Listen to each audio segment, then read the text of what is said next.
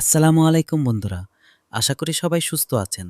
মধ্যপ্রাচ্যে মার্কিন সামরিক হস্তক্ষেপ এবং ইউক্রেনে রাশিয়ার আক্রমণ, এই দুটি বড় সংঘাতই বিশ্বকে চরম অনিশ্চয়তার মুখে ফেলেছে।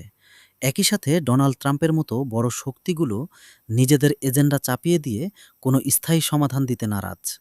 বিশ্বজুড়ে অর্থনৈতিক চাপ এবং ভূরাজনৈতিক উত্তেজনা এখন সর্বোচ্চ পর্যায়ে রয়েছে, যা আমাদের বুঝতে হবে। আসুন আমরা প্রথমে মধ্যপ্রাচ্যের পরিস্থিতি নিয়ে আলোচনা করি।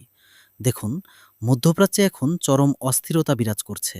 সম্প্রতি আমেরিকা আবারও দক্ষিণ ইরানে ক্ষেপণাস্ত্র সাইট এবং মাইন স্থাপনের চেষ্টার জন্য থাকা নৌযানগুলোকে লক্ষ্য করে হামলা চালিয়েছে। এই হামলাগুলোকে আমেরিকা আত্মরক্ষামূলক হিসেবে ব্যাখ্যা করলেও আন্তর্জাতিক ভূ রাজনৈতিক বিশ্লেষকরা এটিকে একটি মারাত্মক চ্যালেঞ্জ হিসেবে দেখছেন। এই ধরনের হামলাগুলো কেবল সামরিক লক্ষ্যবস্তুকে আঘাত করে না, বরং মধ্যপ্রাচ্যের চলমান শান্তি আলোচনা এবং যুদ্ধবিরতির ওপর এর নেতিবাচক প্রভাব পড়ছে। অত্যন্ত গুরুত্বপূর্ণ এই বিষয়টিকে কেন্দ্র করে বলতে হয় যে মধ্যপ্রাচ্যের যে কোনো ধরনের স্থায়ী শান্তি চুক্তি বা ডিপ্লোম্যাটিক সমাধানকে এই ধরনের সামরিক পদক্ষেপগুলো আরও কঠিন করে তুলেছে। কারণ যখন একটি পক্ষ বারবার সামরিক আগ্রাসন দেখায়, তখন অন্য পক্ষ আত্মরক্ষার জন্য আরও শক্তিশালী অবস্থানে যেতে বাধ্য হয়। এর ফলে একটি ম্যালিসিয়াস সাইকেল তৈরি হয়, যা কোনোভাবেই শান্তিকে সম্ভব করে না।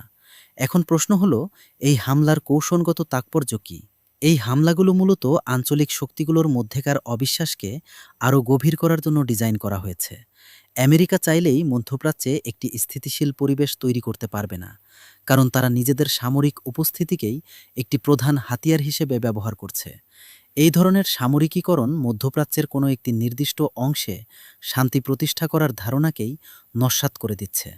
আর এই জন্যই কিন্তু মধ্যপ্রাচ্যের যে কোনো ধরনের শান্তি চুক্তি এখন অত্যন্ত ভঙ্গুর।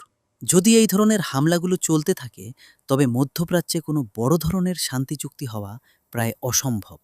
বরং পরিস্থিতি আরও সামরিকীকরণের দিকে যেতে পারে, যেখানে বিভিন্ন দেশ নিজেদের সামরিক সক্ষমতা বাড়ানোর দিকে মনোযোগ দেবে। আপনাদের সুবিধার্থে বলে রাখা ভালো, এই অস্থিরতা সরাসরি বাংলাদেশের বাণিজ্যের ওপর প্রভাব ফেলতে পারে। মধ্যপ্রাচ্যে অস্থিরতা বাড়লে আন্তর্জাতিক শিপিং রুটগুলো অত্যন্ত ঝুঁকিপূর্ণ হতে পারে, যা বাংলাদেশের অর্থনীতি এবং বাণিজ্যের ওপর সরাসরি চাপ সৃষ্টি করবে। ঠিক এমতো অবস্থায় আমাদের নজর দিতে হবে ইউক্রেন রাশিয়া সংঘাতের দিকে। এখানেও পরিস্থিতি কোনোভাবেই শান্ত হচ্ছে না। রাশিয়া কিইভকে আরও তীব্র আক্রমণের হুমকি দিয়েছে এবং এমনকি বিদেশি কূটনীতিকদের এলাকা ছেড়ে চলে যেতে বলেছে। এর আগে হাইপারসনিক ক্ষেপণাস্ত্র ব্যবহার করে কিইভকে ব্যাপক আঘাত হেনেছে, যা প্রমাণ করে সংঘাতের তীব্রতা কমছে না। এই আক্রমণগুলো কেবল সামরিক লক্ষ্যবস্তু নয়, সাধারণ মানুষ ও অবকাঠামোকেও নিশানা করছে। এটি কেবল একটি সামরিক সংঘাত নয়, এটি একটি সম্পূর্ণ মানবিক বিপর্যয়। দেখুন, হাইপারসনিক ক্ষেপণাস্ত্র ব্যবহার করার মানে হলো তারা এমন প্রযুক্তি ব্যবহার করছে যা আগে কখনো যুদ্ধক্ষেত্রে দেখা যায়নি। এর মাধ্যমে তারা প্রমাণ করতে চাইছে যে তাদের সামরিক সক্ষমতার কোনো সীমা নেই। এর কৌশলগত মানে হলো, এই যুদ্ধ এখন কেবল ইউক্রেনের অভ্যন্তরীণ বিষয় নয়, এটি বিশ্ব অর্থনীতির জন্য একটি বড় হুমকি। ইউক্রেন যুদ্ধ বিশ্বব্যাপী জ্বালানি ও খাদ্যপণ্যের দামের ওপর চরম চাপ বজায় রাখবে। এই চাপ সরাসরি বাংলাদেশের মুদ্রাস্ফীতি বাড়িয়ে দিতে পারে। আর এই জন্যই কিন্তু আমাদের উন্নয়নশীল দেশগুলোর জন্য চ্যালেঞ্জ তৈরি হচ্ছে। যদি পরিস্থিতি আরও খারাপ হয়, তবে আন্তর্জাতিক বাজারে অর্থনৈতিক মন্দা দেখা দিতে পারে। এই মন্দা শুধু পশ্চিমা দেশগুলোকেই নয়, উন্নয়নশীল দেশগুলোর জন্য চ্যালেঞ্জ তৈরি করবে, কারণ তারা জ্বালানি এবং খাদ্যপণ্য আমদানির ওপর নির্ভরশীল। এবার আমরা আলোচনা করব ডোনাল্ড ট্রাম্পের মধ্যপ্রাচ্য শান্তি এজেন্ডা নিয়ে। ট্রাম্প মনে করেন যে ইরান নিয়ে কোনো শান্তি চুক্তি হলে এর শর্ত হিসেবে মধ্যপ্রাচ্যের মুসলিম দেশগুলোকে ইসরায়েলের সাথে সম্পর্ক স্বাভাবিক করতে হবে।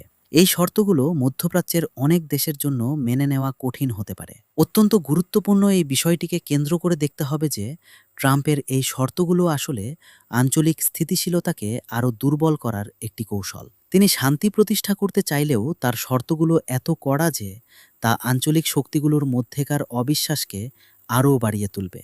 এই এজেন্ডাটি মধ্যপ্রাচ্যের অনেক দেশের জন্য একটি কূটনৈতিক ধাঁধা তৈরি করেছে, কারণ এই দেশগুলো একদিকে আঞ্চলিক স্থিতিশীলতা চায়, অন্যদিকে তারা নিজেদের সার্বভৌমত্ব এবং ধর্মীয় বিশ্বাসের ওপর কোনো ধরনের চাপ নিতে প্রস্তুত নয়। দেখুন, ট্রাম্পের এই শর্তগুলো মধ্যপ্রাচ্যে কোনো বড় ধরনের শান্তি চুক্তিকে আরও জটিল করে তুলবে। আঞ্চলিক শক্তিগুলোর মধ্যেকার অবিশ্বাস আরও বাড়বে এবং এই পরিস্থিতিতে কোনো একটি পক্ষকে এককভাবে কোনো সমাধান দিতে দেওয়া যায় না। এই তিনটি সংঘাত, মধ্যপ্রাচ্যের সামরিকীকরণ, ইউক্রেনের তীব্র যুদ্ধ এবং ট্রাম্পের কড়া শর্তযুক্ত শান্তি এজেন্ডা, সব মিলিয়ে বিশ্বকে একটি চরম অনিশ্চয়তার দিকে নিয়ে যাচ্ছে। এই তিনটি ঘটনা একসাথে মিলে একটি জটিল ভূরাজনৈতিক চিত্র তৈরি করেছে। এই পরিস্থিতিতে আমাদের কী করার কথা? সামরিক বিশেষজ্ঞরা এই বিষয়টিকে কেন্দ্র করে বলছেন যে আন্তর্জাতিক সহযোগিতা এবং কূটনৈতিক আলোচনার মাধ্যমে এই জটিলতাগুলো নিরসনের পথ খুঁজে বের করা জরুরি। শুধু সামরিক শক্তি দিয়ে কোনো বড় সংঘাতের সমাধান করা সম্ভব নয়। দেখার বিষয় হলো বিশ্বনেতারা এখন কী পদক্ষেপ নিচ্ছেন।